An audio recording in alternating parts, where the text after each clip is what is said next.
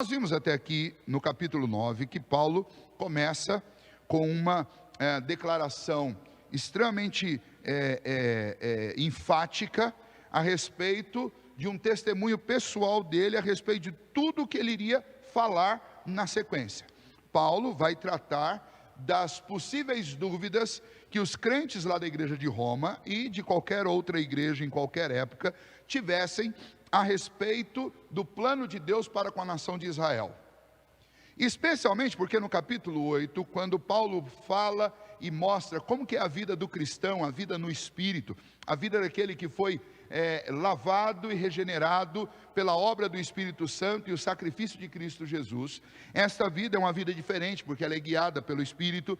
Essa vida é uma vida diferente porque ela está sustentada com todos esses testemunhos do Espírito no nosso coração, que testifica que somos filhos de Deus, que nos auxilia a orar, porque nem sequer sabemos orar como convém, e o Espírito intercede por nós.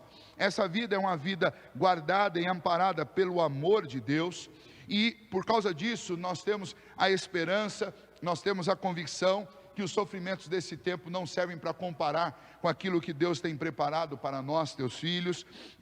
Essa ação do Espírito Santo dentro de nós comunica-nos as primícias de Deus, ou seja, já nos faz dar frutos aqui, desta nova vida que teremos de forma completa quando o nosso Senhor Jesus voltar. E Paulo fala sobre a certeza que essas pessoas que têm o Espírito de Deus, que foram salvas, que foram transformadas, têm que, apesar de todas as tribulações, de todas as dificuldades, nada pode separá-las do amor de Deus em Cristo Jesus. Elas foram amadas antes da consumação, antes da criação. De antemão Deus as amou, Deus as predestinou, Deus as justificou dos seus pecados com o sacrifício de Cristo, Deus as chama no tempo e Deus as glorificou. Paulo faz menção à certeza que ele tinha de que esta obra vai ser completada. Diante disso, algum judeu lá da igreja de Roma poderia se perguntar: mas se esta obra ela é tão certa, ela é tão absoluta, o que aconteceu com os judeus, que eram o povo de Deus no Antigo Testamento, e eles rejeitaram a Cristo? Será que esta obra de Deus falhou em relação a Jesus, em relação aos judeus, especialmente na sua relação com Jesus, porque eles rejeitaram a Cristo? E aí Paulo tenta explicar por que a nação de Israel, que foi tão privilegiada quanto a Jesus, ela veio a rejeitá-lo e a ignorar o Messias que foi anunciado em todo o Antigo Testamento. E antes de dar essas respostas, então, no início do capítulo 9, Paulo enfaticamente diz: olha, eu testifico diante de vocês, digo a verdade, não minto, eu sofro angústias terríveis, diariamente, constantemente, por causa dos meus irmãos judeus, são meus patrícios, mas eles rejeitaram a Cristo, eles rejeitaram o Senhor. Eu mesmo gostaria de ser, e aí ele usa um termo muito forte, ele diz que ele gostaria de ser anátema, ou seja, ele gostaria de ser maldito, separado de Cristo, se isso resultasse na salvação dos seus patrícios, seus irmãos judeus. E, contudo, eles, por rejeitarem a Cristo, eles foram separados de Cristo, e esta obra, ela não se completou na vida deles. E aí Paulo vai explicar por quê. A obra de Deus falhou? Não, não falhou. Por quê? E aí vem as respostas que Paulo vai nos dar com bases que ele tem firmes e sólidas nas Escrituras. Primeiro, esse povo todo realmente era o povo de Deus? Porque o povo de Deus são aqueles que são os descendentes de Abraão, mas não a descendência que é do sangue de Abraão, mas aqueles que descendem da promessa, aqueles que acreditaram e que têm a mesma fé que Abraão tinha. Abraão creu em Deus e isso lhe foi imputado por justiça. E quem são os seus verdadeiros filhos? São aqueles que também recebem de Deus essa fé e eles creem em Deus, eles creem na promessa do Senhor. As promessas feitas a Abraão, elas continuam valendo e elas são promessas intransferíveis e são promessas absolutamente certas, elas se cumprem corretamente, como Romanos 8 mostra. Nada pode falhar no plano de Deus.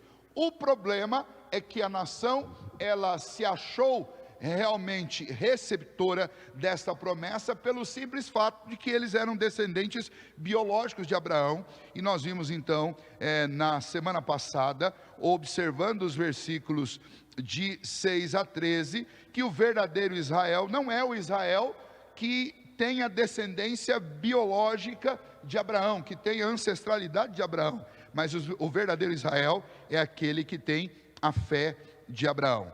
Judeus e gentios fazem parte de uma mesma comunidade, um mesmo povo, que sempre foi o povo de Deus, desde o Antigo Testamento até os dias de hoje. Que povo é esse? É o povo que crê no mesmo Deus que Abraão creu, que espera as mesmas promessas, que confia no mesmo Messias e que tem suas vidas justificadas pela obra de Cristo Jesus. Nesta explicação que Paulo dá, já desde o versículo 6, Paulo vai deixar muito claro a soberania de Deus na eleição do seu povo, do verdadeiro Israel espiritual, que não são os descendentes consanguíneos de Abraão.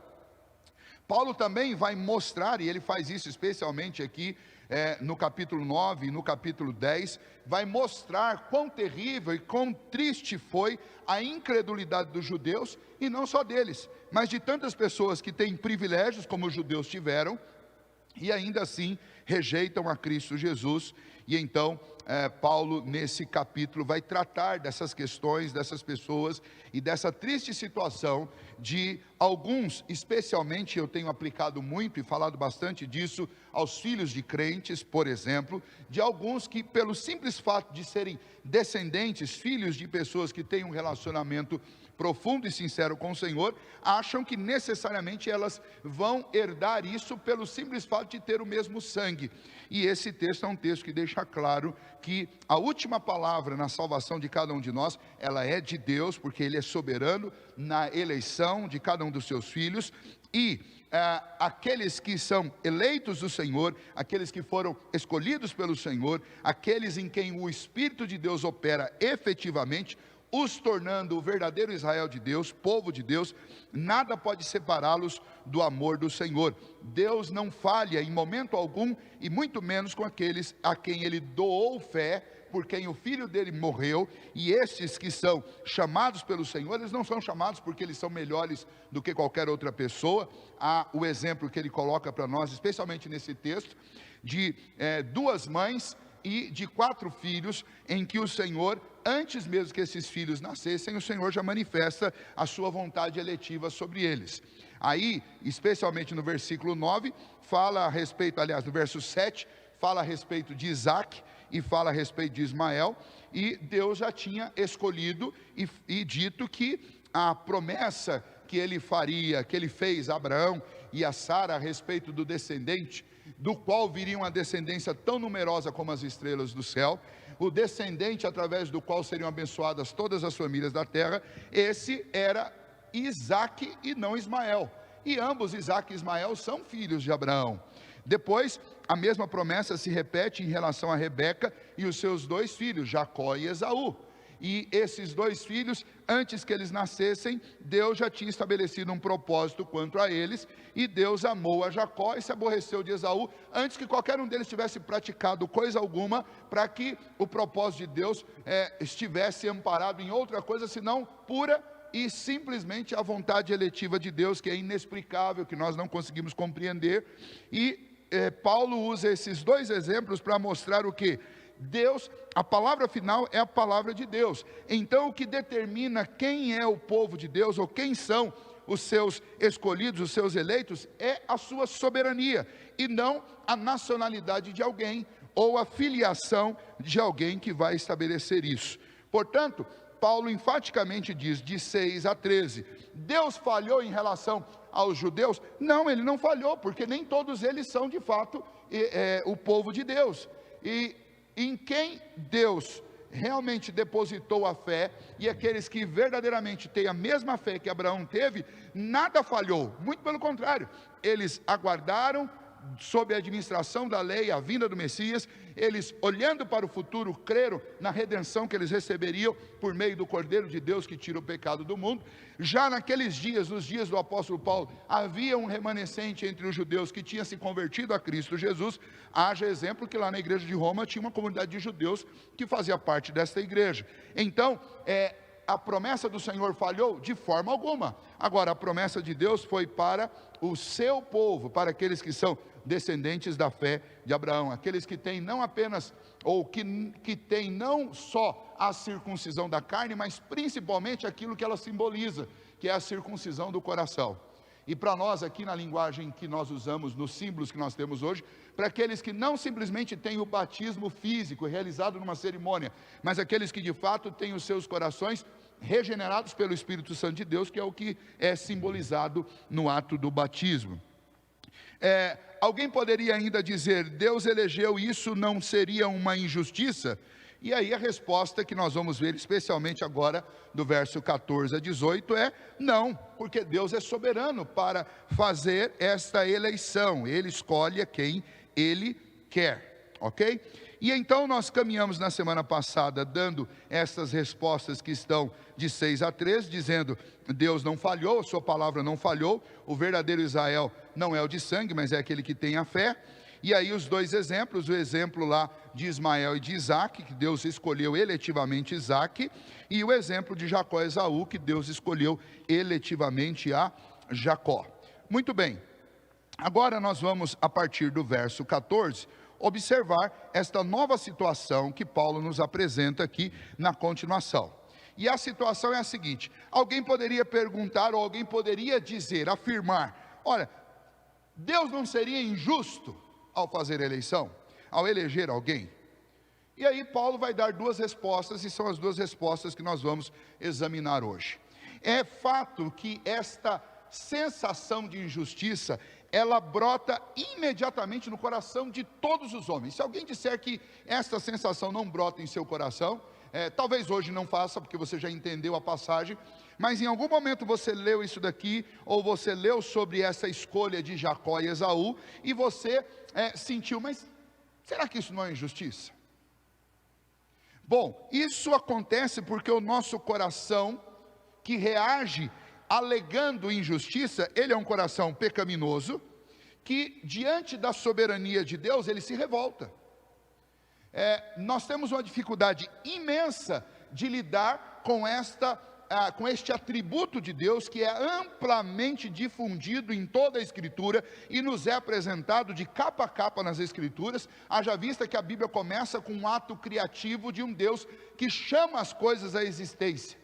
Ele determina a existência das coisas, Ele faz todas as coisas, portanto tudo que existe pertence a Ele, e Ele soberanamente, Ele não apenas dispõe, mas Ele dirige a vida e o destino de cada uma dessas pessoas e dessas criaturas que Ele fez. Mas infelizmente o nosso coração pecaminoso nos faz ter uma compreensão das coisas diferente daquilo que elas de fato são. Nós nos achamos melhores e maiores do que nós de fato somos, e nós imaginamos Deus menor e mais fraco do que aquilo que Ele de fato é. E o resultado disso é que quando nós lemos algo como um ato eletivo de Deus na Bíblia, e isso aparece de Gênesis a Apocalipse, quando nós lemos sobre um ato eletivo, ou um ato decisório de Deus nas Escrituras, o primeiro sentimento equivocado, diga-se de passagem, que aparece no nosso coração é injustiça. Mas como seria injustiça se primeiramente Deus é o Criador e portanto o dono de todo o universo? Segundo, como seria injustiça se nós aprendemos nas Escrituras que Deus é absolutamente justo? Os homens praticam injustiça, não Deus. A própria referência do que de fato é justiça, nós aprendemos com o próprio Deus. Então, por mais que eu não compreenda alguma coisa, mas alegar que possa ter havido alguma injustiça da parte de Deus, é absolutamente pecaminoso da nossa parte. Por quê? Porque de alguma maneira nós tentamos rotular, colocar em Deus uma praxis, uma prática que não é própria dele. Ele essencialmente é perfeito e é perfeito em sua justiça. Não há falhas nessa justiça.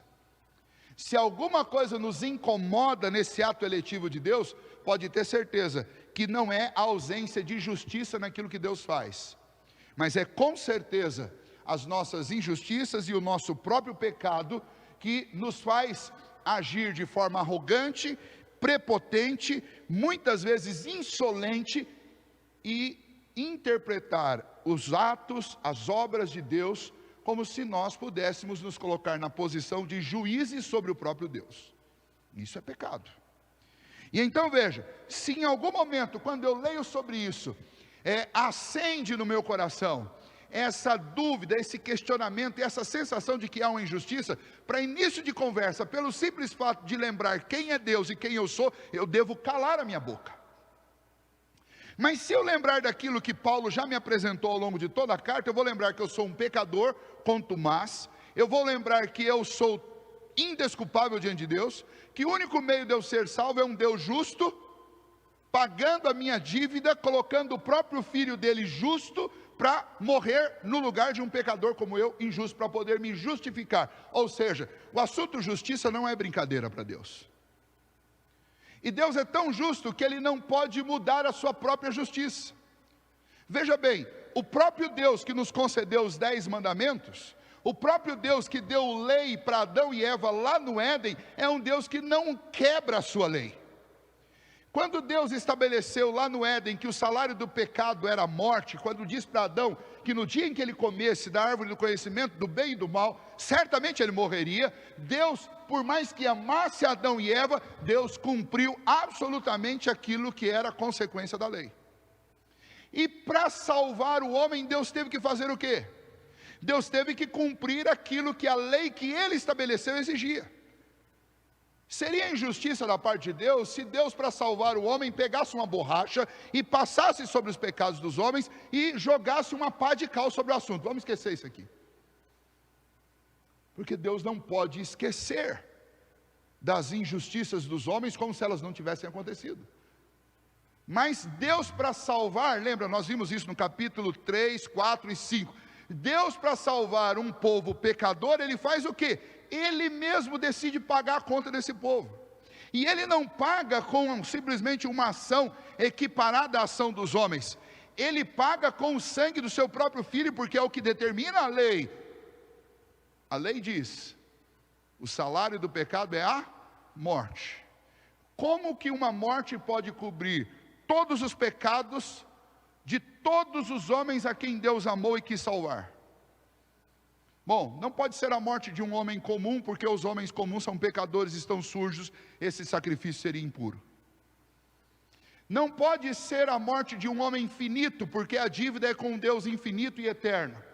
E a morte de um homem normal, mesmo que nós encontrássemos um homem justo, ainda assim não poderia pagar a nossa dívida. E se pudesse, pagaria a dívida de um homem só, não de todos aqueles a quem Deus quis salvar. E então o único capaz de realizar um sacrifício assim é o próprio Filho de Deus.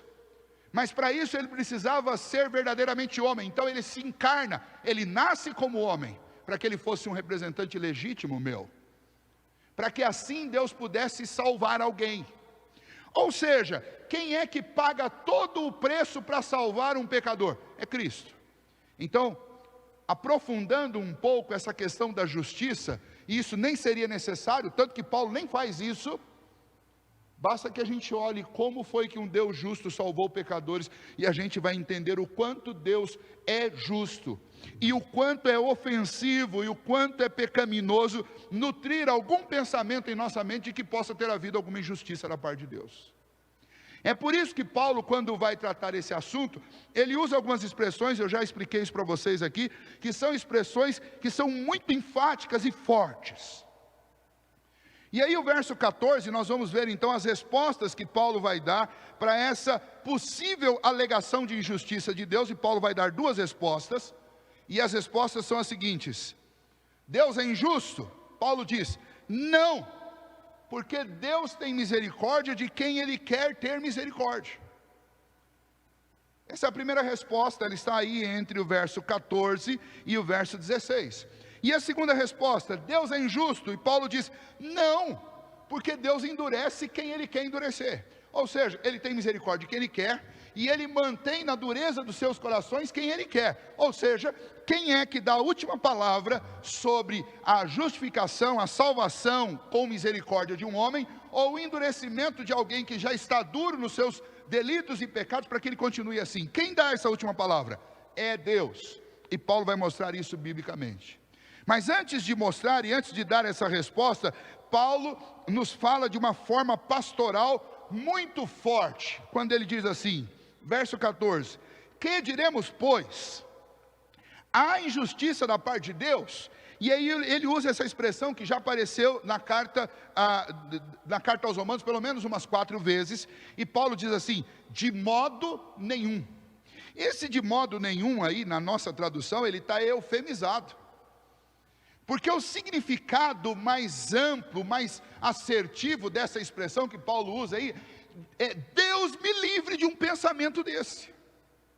Paulo está dizendo, não pense isso em nome de Jesus, Deus nos livre de um pensamento desse. Então aqui está só de modo nenhum, e às vezes a gente lê isso daqui quase que com a mesma tonalidade que a gente lê o restante da frase. E não é, Paulo está dizendo, para tudo, para, não pense algo dessa maneira, longe de vocês pensar alguma coisa assim. Deus nos livre de um pensamento desse. É esse o ponto. Então veja, antes de nós entrarmos propriamente nas respostas, lembra que Paulo está dizendo, olha, se você por algum motivo, por incompreensão, por não saber exatamente do que esse texto está dizendo, cogita na sua mente alguma coisa desse tipo, começa a dúvida, será que Deus é injusto? Para tudo agora, de modo nenhum você pode pensar dessa maneira. Volte a ler toda a Escritura, estude tudo, assista todas as mensagens, mas não permita que um pensamento desse ocupe sua mente. Porque da parte de Deus não existe injustiça, porque Deus não pode cometer injustiça, porque Ele é a justiça. Toda referência que nós temos de uma justiça santa, correta, absolutamente reta, essa referência é do próprio Deus. E Ele não pode praticar injustiça.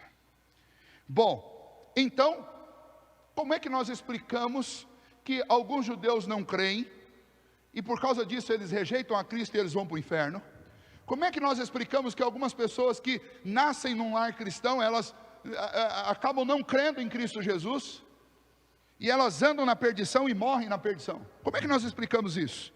E aí Paulo dá essas duas respostas amplamente amparadas nas Escrituras. A primeira delas, que aparece aí então do versículo 15 e 16 é: Deus tem misericórdia de quem Ele quer ter misericórdia. Ou seja, o quebrantamento de uma pessoa e a ação de Deus em conceder da sua misericórdia, perdoando pecados através da obra de Cristo Jesus de um indivíduo, é algo que pertence exclusivamente a Deus e a mais ninguém. É uma decisão de Deus.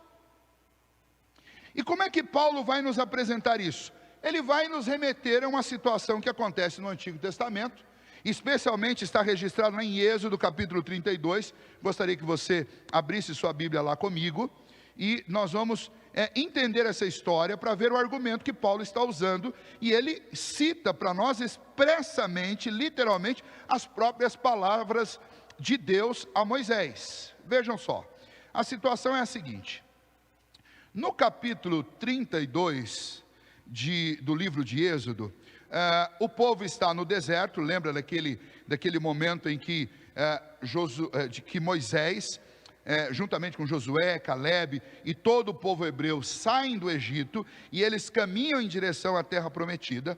Mas antes disso eles param na base do Sinai, no Monte Sinai, e Moisés sobe para o monte onde Deus falava com ele, e Deus dava as diretrizes para o povo.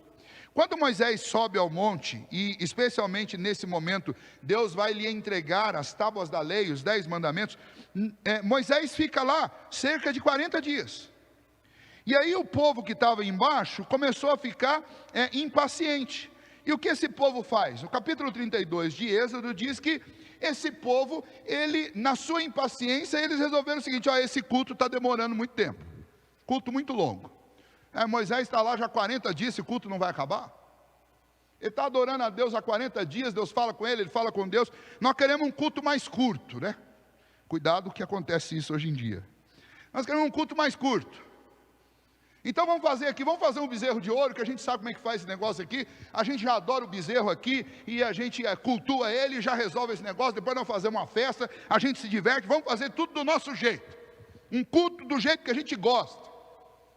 Eles ficaram 300 anos lá no Egito e foram profundamente influenciados pela cultura idólatra, politeísta dos egípcios.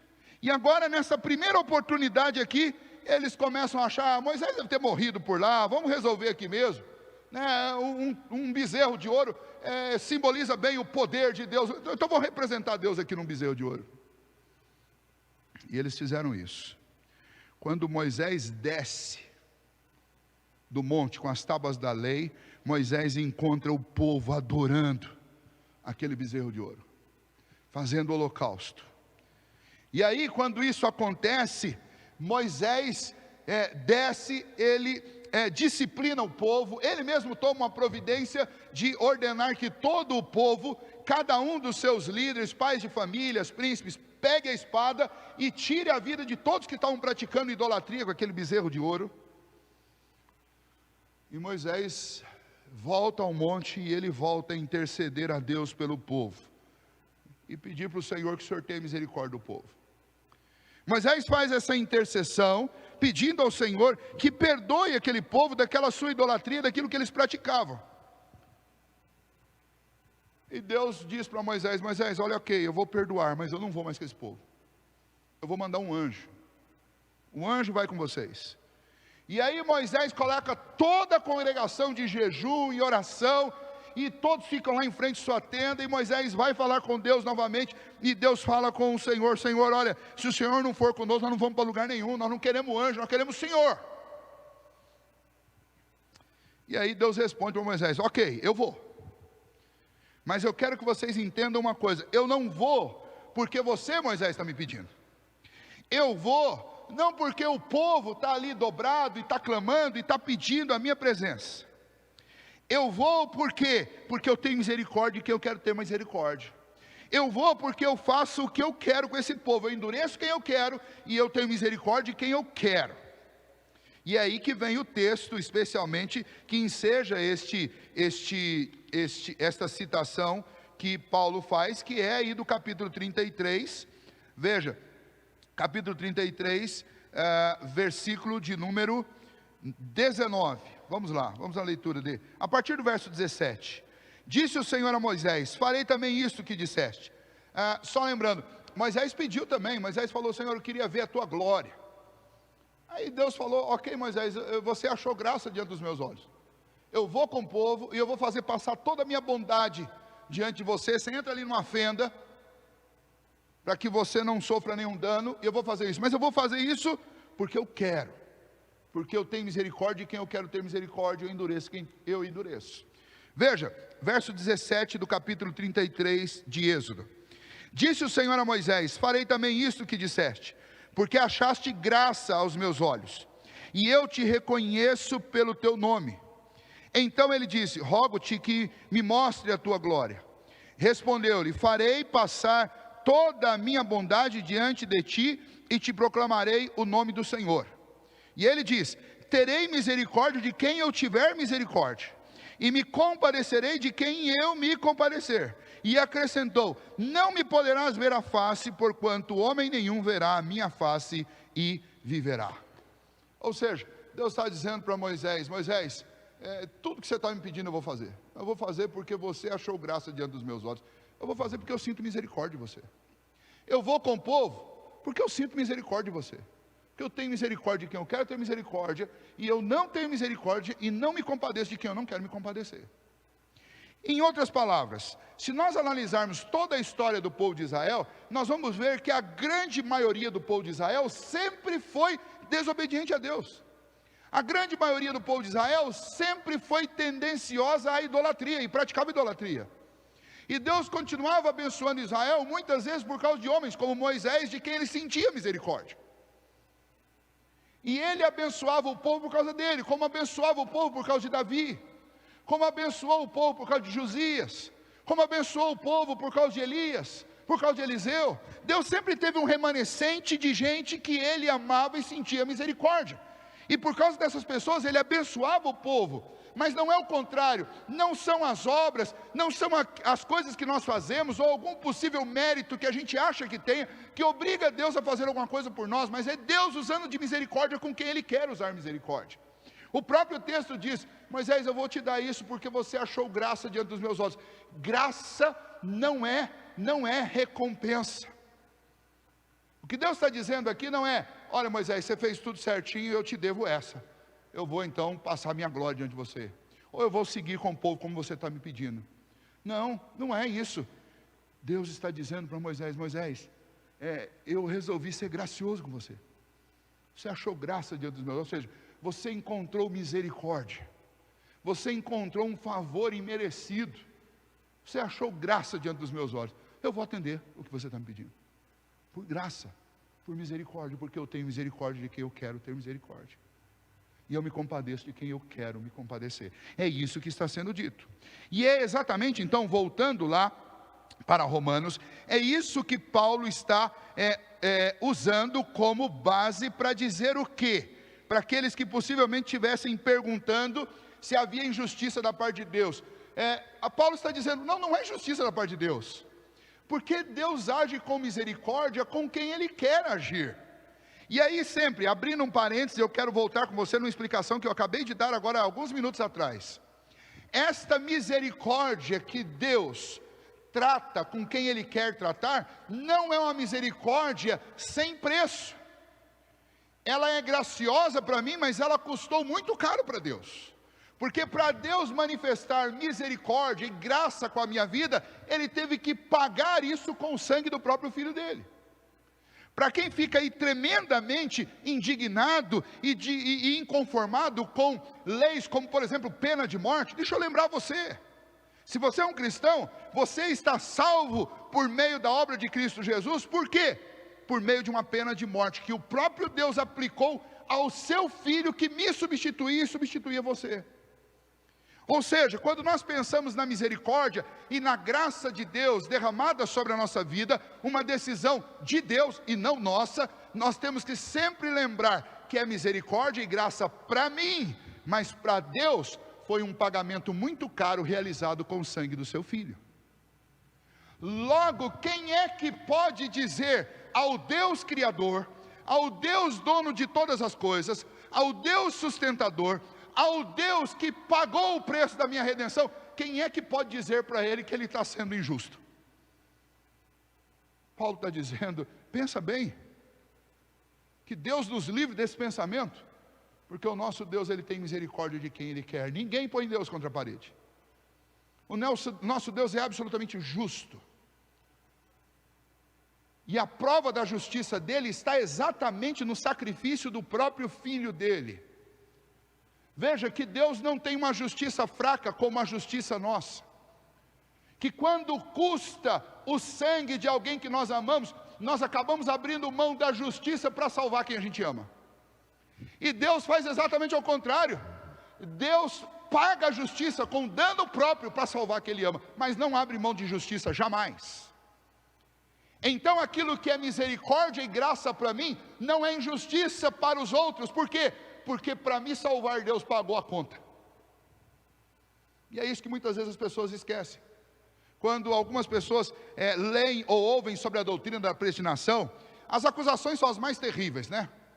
A mais fraquinha de todas é dizer que predestinação é a doutrina do diabo, né? Eu falo mais fraquinha porque essa daí é fácil de desqualificar, mas vem outras por aí.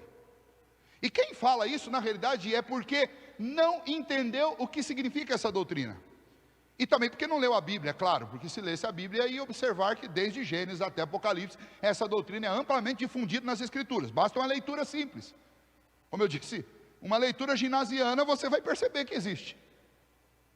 Que é inescapável a presença dessa doutrina nas Escrituras. Agora, o que leva algumas pessoas a considerar essa doutrina uma doutrina, como eu citei aqui, entre aspas, diabólica, é, primeiro, a ausência de temor a Deus, que faz com que você se sinta tão grande, tão forte e tão maior, que você fica indignado com o fato de Deus decidir o seu futuro. Mas veja bem, quem foi que te criou? Você só existe por consequência dos atos criativos de quem? Ou você pensa que a vida humana surgiu espontaneamente por aí, através de um ato evolutivo? Se nós entendemos que Gênesis 1 e 2 descrevem aquilo que deu origem à vida, Deus criou a vida, você deve entender que a vida pertence a Deus, e Deus faz com aquilo que é dele o que lhe apraz. Segundo, se você compreendeu os atributos de Deus e sabe que Deus é justo, você deveria ter a firme convicção de que de maneira alguma Deus poderia cometer alguma injustiça. Terceiro, se você entendeu a obra da redenção, você sabe que que Deus não passou uma borracha nos nossos pecados, mas sim Ele pagou esses pecados com o sangue do seu Filho. Quando nós lemos que fomos justificados, significa alguém pagou pelas nossas injustiças. E hoje eu sou justificado não pelas minhas obras, mas pela obra realizada pelo Redentor Jesus. Logo, Deus oferece salvação e misericórdia a quem Ele quer, porque essa obra é dele, Ele pagou. Ele pagou o preço da minha redenção. E Ele nem precisava fazer isso. Ele podia ter encerrado a todos nós na condenação eterna. Porque não há um homem que não mereça a morte eterna, porque todos pecaram, e todos, absolutamente todos, são indesculpáveis diante de Deus. Agora vamos à segunda resposta, que é ainda mais dura, que Paulo dá, falando a respeito dessa possibilidade que alguns poderiam aleitar na sua cabeça de injustiça. Ele está dizendo, não há injustiça, de maneira alguma, não pense nisso, porque Deus tem misericórdia de quem Ele quer, porque Ele é Deus. Agora a segunda resposta: Deus endurece a quem Ele quer, pelo mesmo motivo, porque Ele é Deus. E aí a gente precisa entender o que é esse endurecer do coração, porque ele vai citar o texto no verso 17, um texto também lá de Êxodo, só que agora do capítulo 9, verso 16, onde Moisés nos conta o seguinte, que Deus declarou através de Moisés a Faraó o seguinte: para isto mesmo te levantei, para mostrar em ti o meu poder e para que o meu nome seja anunciado por toda a terra. Por quê? Porque Deus endureceu o coração de Faraó. E aí a gente precisa entender essa história e como isso aconteceu. Lembra que antes do povo sair do Egito, e eu gostaria que você fosse lá em Êxodo capítulo 9 comigo, antes do povo sair do Egito, Deus enviou aquelas 10 pragas, você deve lembrar da história, para que Faraó libertasse o povo. O detalhe é que Deus enviou a primeira praga e Faraó estava com o coração duro. Enviou a segunda, a terceira, a quarta, a quinta. E quando ele vai enviar a 7ª praga, através de Moisés, Deus vai lá e diz para Faraó: Faraó, eu endureci o coração, eu endurecerei o seu coração, porque é necessário que você fique com o coração endurecido. Para quê? Para eu mostrar o meu poder através de você. Ou seja, existe um propósito nesse endurecimento. O que muitas vezes, quando nós lemos esse texto, surge na nossa mente de curiosidade mas então Deus foi lá e fez com que Faraó fosse incrédulo, duro, alguma coisa assim? Bom, vamos entender isso. Não é isso que o texto de Êxodo nos relata. Antes do capítulo 9, que é o texto que Paulo cita, o versículo 16, eu gostaria que você voltasse algumas páginas comigo e fosse lá em Êxodo 7, quando isso tudo começa. Quando Moisés vai falar com Faraó. Êxodo capítulo 7. E nós vamos observar, eu quero que você preste bastante atenção, no versículo 13. Eu vou começar a leitura a partir do 8, verso 8 do capítulo 7 de Êxodo. Falou o Senhor a Moisés e a Arão. Veja bem. Quando o Faraó vos disser, fazei milagres, que vos acreditem, dirás a Arão, toma o teu bordão, lança-o diante de Faraó, e o bordão se tornará em serpente. Então Moisés e Arão se chegaram a Faraó e fizeram como o Senhor lhe ordenara. Lançou Arão o seu bordão diante de Faraó e diante dos seus oficiais, e ele se tornou uma serpente. Faraó, porém, mandou vir os sábios e encantadores, e eles, os sábios do Egito, fizeram também o mesmo com as suas ciências ocultas. E aí, bastante ênfase em ciências ocultas. Se você pensa que é só Deus que realiza milagres, se você é um daqueles que, para acreditar que uma pessoa está falando em nome de Deus, você quer ver milagres, cuidado, porque Satanás também faz isso, ciências ocultas. Pois lançaram eles cada um o seu bordão, e eles se tornaram em serpentes, mas o bordão de Arão devorou os bordões deles. Todavia, veja bem, verso 13, todavia o coração de Faraó se endureceu, e não os ouviu com o Senhor, como o Senhor tinha dito. Veja aqui, o coração de Faraó já estava duro. Quem endureceu o coração de Faraó? Ele mesmo. Ele mesmo. E como é que o coração de Faraó ficou duro? E como é que o coração dos homens todos estão corações duros? Bom, Paulo nos explicou isso lá no capítulo 1, quando nós estudamos o capítulo 1. Paulo diz: porque os atributos invisíveis de Deus, desde o princípio, claramente se manifestam através das coisas que foram criadas. E por causa disso os homens são indesculpáveis. Primeira coisa que Paulo diz: Deus se revelou através da criação para todos os homens, e os homens não temeram a Deus, são indesculpáveis. Mas Paulo vai dizer também que Deus se revelou, lá no capítulo 1, que Deus se revelou à nossa consciência. E nós rejeitamos a Deus e resistimos à revelação interna de Deus em nossa consciência. Por causa disso nós somos indesculpáveis. Mas não apenas isso. Deus se revelou também através de leis, através de revelações. E nós resistimos às revelações e desobedecemos a Deus. De tal maneira que Paulo vai lá e diz: toda a raça humana troca o Criador pela criatura. Troca a justiça pela mentira. Ou a mentira pela injustiça. E aí Paulo diz: e por haverem desprezado o conhecimento de Deus, Deus entregou tais homens a uma disposição mental reprovável. Você queria saber como é que o coração do homem fica duro? É assim. À medida que nós vamos crescendo e vamos rejeitando Deus na nossa consciência, e não enxergando Deus na obra da criação, e não obedecendo a sua palavra, nosso coração vai ficando duro. E isso é algo que é produzido, praticado pelo próprio homem. Então veja, muito antes de Deus chegar e mandar Moisés dizer para mandar Moisés dizer para Faraó: eu vou endurecer o seu coração, o coração de Faraó já estava duro. Quer ver mais? Se você acha que esse é o único texto, vamos lá. Êxodo 7, vamos caminhar lá para o 22. Porém, os magos do Egito fizeram também o mesmo com as suas ciências ocultas, de maneira que o coração de Faraó se endureceu, e não ouviu como o Senhor tinha dito. Capítulo 8, verso 19, olha lá, verso 19, então disseram os magos a Faraó: isto é o dedo de Deus. Agora vejam só, os camaradas lá das ciências ocultas alertaram Faraó: Faraó, essa praga aí é o dedo de Deus. E o que aconteceu com Faraó? Versículo 15. E continuou de coração endurecido, e não os ouviu como o Senhor tinha dito. Porque Deus sempre ia lá e dizia: Moisés, vai lá e anuncia uma praga, mas fica sabendo, o coração de Faraó vai ficar duro.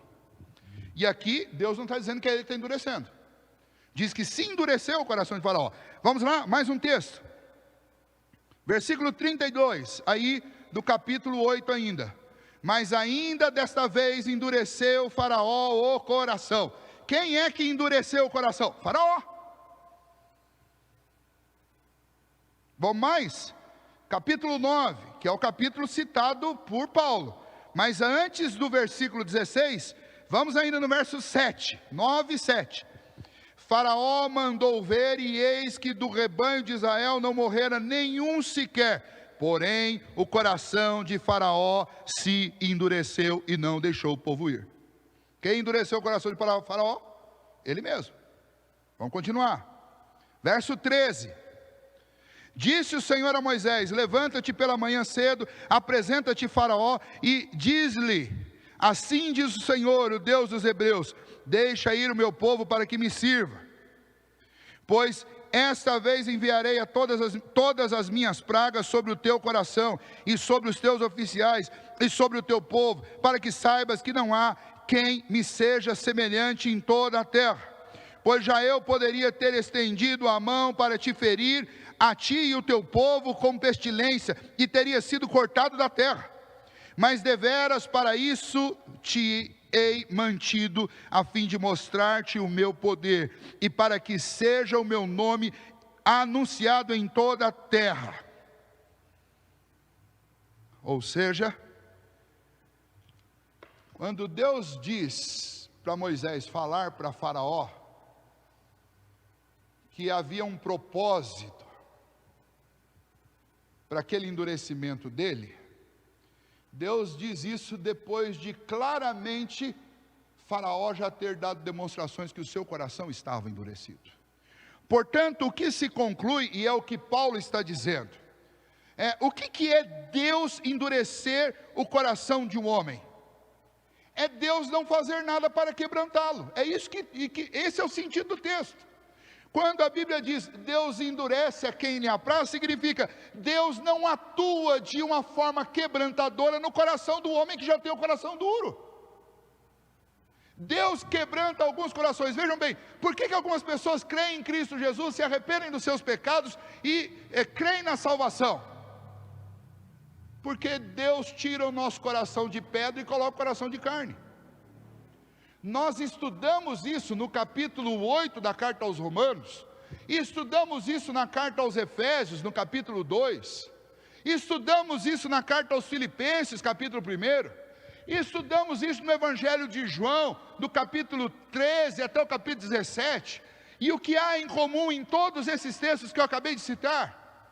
O que há em comum entre esses textos é a declaração clara de que é o Espírito Santo de Deus, que derramado em meu coração me convence que eu sou um pecador, me convence a respeito da obra de Cristo Jesus, me faz crer nele, me faz me arrepender dos meus pecados, ou seja, quebranta o meu coração, e a partir daí o Espírito Santo passa a me guiar em toda a verdade. Como Paulo diz lá em Filipenses, é Ele quem efetua em vós tanto querer como realizar. Ele também diz, aquele que começou a boa obra em vós há de levá-la até o final. Quem é que começa uma obra de regeneração no coração do homem? É o Espírito Santo de Deus, mandado pelo próprio Deus para me quebrantar. Portanto, quando Paulo está dizendo, endurece a quem lhe apraz, citando especialmente esse texto de Êxodo, está dizendo o seguinte, Deus não endurece ninguém que já não esteja endurecido. A declaração de que Deus endurece a quem lhe apraz, significa, Deus não atua na vida dessas pessoas para quebrantá-las. É isso que significa. Em outras palavras, é o mesmo que foi dito na primeira sentença. Deus tem misericórdia de quem Ele quer ter misericórdia. E quando alguém fica duro, você tem que lembrar que o Senhor da história é Deus, então é Deus. E Deus endurece a quem lhe apraz, significa, Deus não quebranta todas as pessoas. E há injustiça da parte dele? Não, não há injustiça. Primeiro porque ele se revelou na consciência de todos os homens. Segundo porque ele escreveu a lei dele no coração de todos os homens. Terceiro porque ele se revelou através de todas as coisas criadas. Quarto porque ele se revelou através da sua lei. E os homens rejeitam a Deus na sua consciência, rejeitam a Deus revelado na criação e rejeitam a Deus revelado nas Escrituras. Aonde é a injustiça da parte de Deus? Agora, é fato e precisa ser reconhecido. Se um homem não está quebrantado, ele não está quebrantado porque Deus não atuou nele. Porque se Deus quiser quebrantar alguém, pode ser o homem mais duro dessa terra. A obra de Deus não falha. E aí nós voltamos ao ponto que Paulo tinha dito no capítulo 8. Deus falha? De jeito nenhum Deus falha. Então a injustiça da parte de Deus, porque Ele escolheu uns e não escolheu outros? De forma alguma, Ele é Deus. Ele tem misericórdia de quem Ele quer ter misericórdia. E Ele endurece quem Ele quer endurecer. Mas qual o propósito? Bom, se você pegar especialmente o capítulo 9... E aí um caso específico, como o caso de Faraó, Deus mandou Moisés dizer, diga para Faraó, que eu vou mandar mais uma praga, e se eu quisesse exterminar com Faraó e com o povo dele, eu teria feito isso há muito tempo. Eu faria isso com a palavra da minha boca. Ou seja, Faraó estava duro não por falta de oportunidade, porque ele teve oportunidades, mas sem o auxílio de Deus quebrantando, o homem pode ter todas as oportunidades do mundo, que por si só ele não reconhece. Vamos lembrar das oportunidades? Eu quero falar ainda, antes de terminar, sobre isso. Quando nós lemos Êxodo de 5, do capítulo 5, até o capítulo de número 10, e nós encontramos essas 10 pragas, nem sempre a gente se dá conta do que está acontecendo ali. Mas cada uma daquelas pragas que foi enviada, elas simbolizavam, elas ilustravam o poder de Deus absoluto, em contrapartida à falsidade, à mentira de um ídolo que os egípcios adoravam. Primeiro deles, eles consideravam o Nilo como um deus. O rio Nilo, para eles, era uma divindade. Aí Deus vai lá e transforma as águas do Nilo e todas as outras águas em sangue, para mostrar, eu sou maior do que o Nilo. Depois vieram as rãs, e você deve observar isso até hoje, quando você vê aquelas esculturas do Egito antigo, muitos dos ídolos egípcios têm uma cara, que é uma cara de rã, de sapo, ou de serpente, de um réptil. E aí, quando o Senhor manda essa praga de rãs, o Senhor está dizendo, eu sou o dono das rãs, eu criei as rãs, eu sou o Senhor sobre elas, e se eu quiser mergulhar a terra em rãs, eu faço isso. Ou seja, cada uma daquelas pragas era Deus esmiuçando, arrebentando com uma das divindades dos egípcios. Em outras palavras, Deus estava dando oportunidade para que eles se convertessem de um ídolo ao verdadeiro Deus, porque eles estavam adorando a criatura ao invés do Criador. O Criador se manifesta destruindo as criaturas para mostrar para eles quem é o Criador. E eles poderiam ter se arrependido, eles poderiam ter observado, mas nenhum homem sem a ação do Espírito Santo em seu coração pode ter um quebrantamento verdadeiro, sincero e genuíno. Mas Deus diz através de Moisés a Faraó: Faraó, esse endurecimento seu eu não tiro esse seu endurecimento, porque você está sendo útil na dureza do seu coração, que é fruto do seu próprio coração. Para quê? Porque através dessa história sua, eu vou mostrar o meu poder, e as pessoas ouvirão sobre a minha palavra por todo o mundo. E é ou não é o que está acontecendo hoje? Quantas vezes você já ouviu essa mensagem, e quantas vezes você já refletiu sobre esse assunto, e hoje mesmo nós estamos refletindo sobre esse assunto, por quê? Porque Deus não quebrantou o coração de Faraó, porque isso cumpria um propósito de Deus. Deus é injusto? De jeito nenhum. Quem se meteu numa situação de perdição foi o homem, por suas próprias decisões. Deus não obriga nenhum homem a desobedecê-lo. Deus não obriga nenhum homem a viver uma vida de pecado. Deus não empurra nenhum homem para a idolatria. É o homem que faz isso. Pastor, mas por que o homem se afunda? Volte lá e assista a pregação, as 3 pregações do capítulo 1, e você vai ver. O homem se afunda por quê? Porque quando o homem, ele abraça o pecado, e ele contumazmente continua caminhando no pecado, trocando o Criador pela criatura, trocando a verdade pela injustiça, chega a um determinado ponto que Deus pune o pecado, entregando o homem ao pecado que ele gosta. E é isso que aparece lá em Romanos, quando diz, e no capítulo 1 aparece essa expressão por 3 vezes, Deus diz isso. Por isso entregou Deus tais homens às paixões infames. Depois, por isso entregou Deus estes homens a uma disposição mental reprovável. Ou seja, quanto mais o homem peca, Deus tira o freio. Deus fala: vocês querem isso? Então se lambuzem nisso. E o resultado é o que nós vemos por aí. Quando a gente observa o avanço de algumas agendas anticristãs, absolutamente desvirtuadas e até abomináveis, eu vou repetir esta palavra com ênfase: abomináveis, na nossa sociedade, na nossa cultura, como por exemplo, como por exemplo, ideologia de gênero, esse verdadeiro ovacionismo a grupos que são classificados pelas letras lá, LGBTIA+, alguma coisa. Quando a gente observa essas coisas todas, o que nós estamos vendo? Nós estamos vendo exatamente aquilo que está escrito lá em Romanos capítulo 1. O homem, ao invés de adorar o Criador, passa a adorar a criatura. E o ápice dessa adoração à criatura é quando o homem começa a adorar o próprio homem, a sua própria imagem e semelhança. E ele se lambuza, e ele abraça isso, e ele cria um fim em si mesmo. E começa a inventar coisas a respeito do homem, como se o homem fosse a definição de si mesmo. E então Deus entrega estes homens a uma disposição mental reprovável para praticarem todo tipo de coisa inconveniente. É isso, essas são as palavras que Paulo usa. Inconveniente.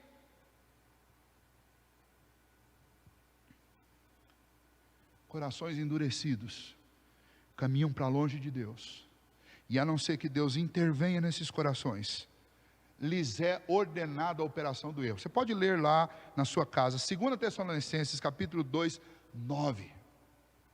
Paulo diz, quando nos últimos dias Satanás se manifestar, ele vai fazer isso através de homens que estão tão obstinadamente afundados em seus pecados, que o próprio Deus lhes ordena a operação do erro. Ou seja, Deus tira totalmente os freios para que o homem se afunde nos seus delitos e pecados. Por quê? Porque misericórdia é para quem Deus quer dar misericórdia.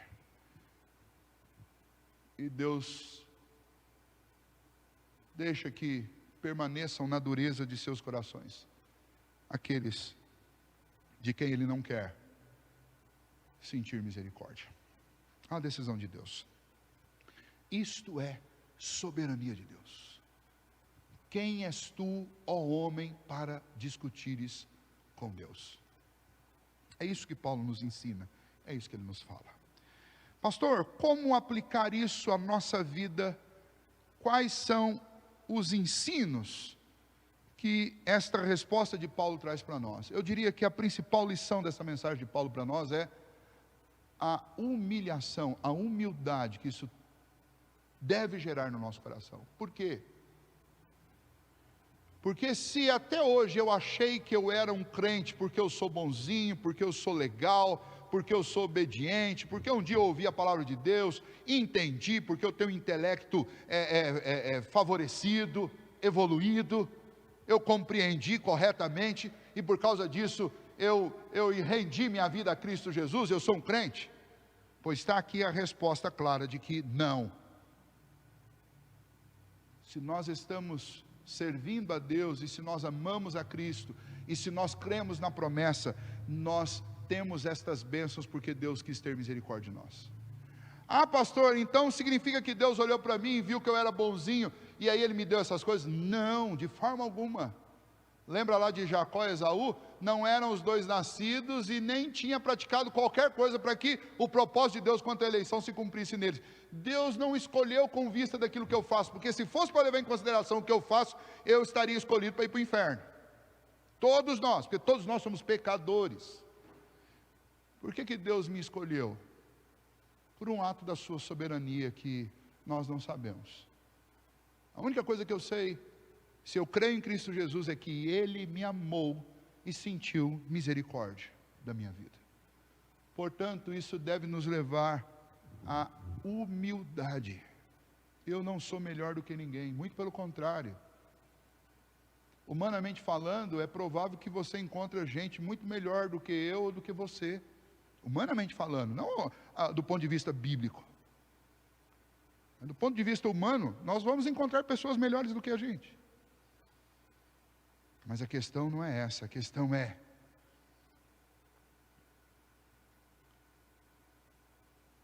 Deus teve misericórdia de mim e de você. Então, nós não podemos olhar com soberba para as outras pessoas, porque nós temos algo que Deus nos deu, por uma decisão livre dele, não por qualquer influência que eu pudesse gerar sobre ele. Então, é pura misericórdia. Segundo aspecto, é que isso deve me levar a temer a Deus e a tratar Deus com reverência. Ele é o dono da última palavra sobre tudo na minha vida. Eu devo compreender e lembrar que Ele é Deus e eu sou a criatura. Eu devo lembrar também que uma vez que Deus me escolheu por seu legítimo e puro amor, e não por nada que eu tenha feito, e é por isso que eu estou salvo, porque Ele sentiu misericórdia de mim e Ele me quebrantou. Eu devo lembrar então que da mesma maneira como Ele teve misericórdia de alguém, pecador, miserável como eu, Ele pode ter misericórdia de qualquer pessoa. E isso significa então que eu devo pregar o Evangelho para todos indistintamente, sem ficar com aquela conversinha, que tem crente que tem umas conversinhas que é de lascar. Ó, pastor, vamos falar do Evangelho para aquele fulano lá, olha que ele só falta ser crente, é tão bonzinho, não bebe, não fuma, não faz isso, não faz aquilo, e começa com essas pataquadas todas. Não, peraí então nós estamos pregando o Evangelho, nós estamos fazendo algo, nós estamos tomando o lugar de Deus agora, para avaliar quem é bom e quem não é. E outra, existe alguém realmente assim, que não tem pecado, que só precisa crer em Cristo Jesus? Ou seja, Cristo nem precisava ter morrido por ele, porque o cara é tão bom que ele não precisa. Isso é má teologia. Nós temos que pregar o Evangelho para todos, porque todos são pecadores, e sem Deus todos nós caminhamos para o inferno. Mas se Deus teve misericórdia de um miserável como eu, o que me leva a pensar que Ele não poderia ter misericórdia de qualquer pessoa que eu enxergue nesta vida, neste mundo, mesmo que esteja numa situação terrível? Nosso Deus é um Deus de graça e de misericórdia, e Ele tem misericórdia de quem Ele quer. E se é esta a causa da salvação, a decisão de Deus, e eu não tenho um livro escrito quem são os que Deus quer ter misericórdia e quem não são, logo eu tenho uma comissão de Cristo Jesus, mandando eu ir por todo mundo e pregar o Evangelho para quantas criaturas? Ele me mandou pregar a todas as criaturas. Significa que não cabe a mim ou a você a gente tentar ficar adivinhando o propósito eletivo de Deus com cada pessoa. Antes cabe a nós levarmos humildemente este Evangelho, lembrando do porquê que nós somos salvos. Nós somos salvos pela graça e misericórdia do Senhor. É dever nosso levar esta mensagem de graça e de misericórdia para as outras pessoas. Ou seja, este Evangelho nos faz mais compassivos, porque ao nos lembrar que nós só estamos aqui por causa da compaixão do Senhor, este Evangelho me chama a tratar os outros com compaixão. Esse Evangelho me faz glorificar a Deus todos os dias da minha vida, porque o único motivo pelo qual eu estou aqui é porque Deus me salvou. Então aquelas alegações que o pessoal faz por aí, olha, essa doutrina da predestinação deixa os crentes arrogantes, orgulhosos e preguiçosos.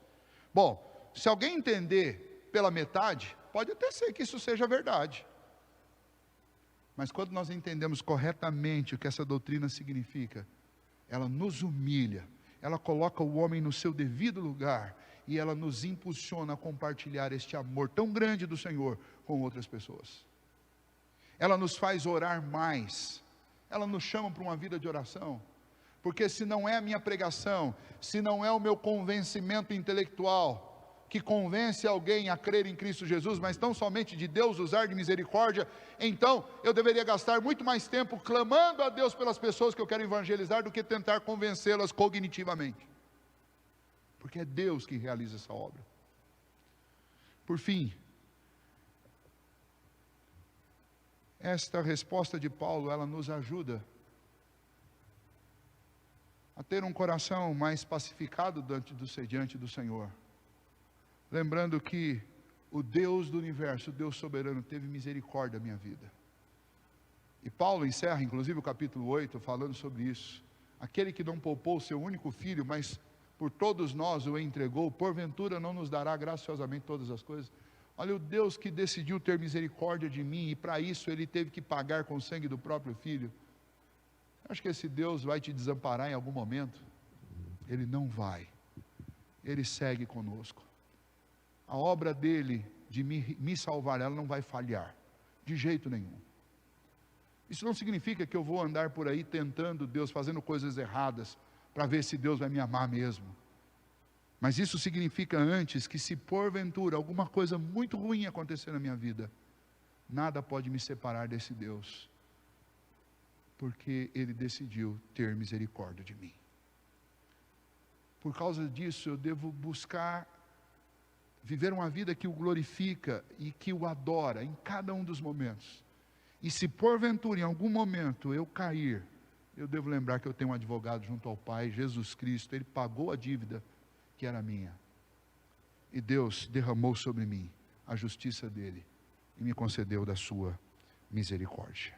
Deus é soberano sobre todas as coisas, e se Ele nos amou e nos salvou, nada pode me tirar das mãos do soberano Senhor do universo, que criou todas as coisas e que salva pelo poder do Evangelho, o Evangelho do seu Filho, que morreu por nós e ressuscitou para ser a certeza da nossa esperança. Que Deus nos abençoe e nos ajude a, nesta mensagem, nesta palavra, sentir segurança e conforto no nosso Deus.